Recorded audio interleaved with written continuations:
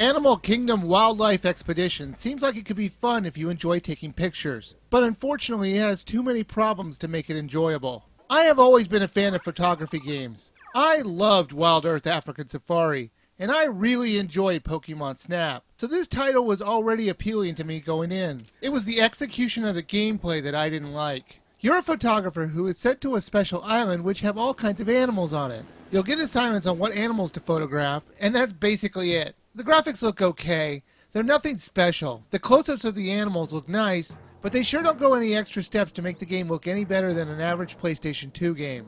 Most of the time you'll be in a car which runs on rails. There are alternate paths on your route to change things up a little, but it doesn't change much. The main problem with this game is the way you find animals to take pictures of them. You can't take pictures from the car like you do in Pokemon Snap. You have to look for a rustling in the trees or bushes, or dust clouds to signify an animal in that area. You'll have no idea what animal you're going to see until you get out of your car and take a look. How can you not see from your car that there's an elephant or a giraffe out there? They're huge! You have to blindly click at every moving object, hoping it's the animal you want. If it's not, you have to go back in your car and rinse and repeat.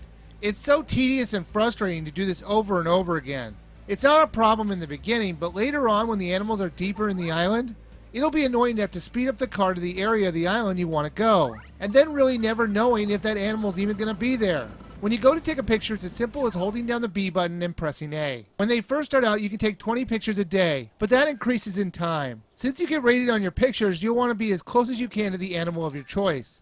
You'll need to slowly and quietly walk around so the animals don't hear you. If they do hear you, they'll run around like crazy. However, this is actually a good thing. I know the game discourages it, but the animals will run around not really caring where you are, so if you want, you can get a really close-up shot of them. Stand near them and they'll eventually run past you. I know it's not the legitimate way of photographing them, but it works just as well. This works with the predator animals as well. For example, they'll only let you get so close to the lions, so it's hard to get a close-up picture, unless you get them moving by getting too close. Then just get in front of their walking pattern and ignore all the proximity warnings and get your picture.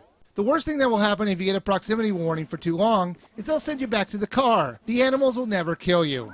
You can send up to 3 pictures a day back to your boss. He'll evaluate them and rate them with a gold, silver, and bronze and failure grades. I wish it was a little more specific on what I was doing wrong to get a silver. It was pretty subjective on the game's part.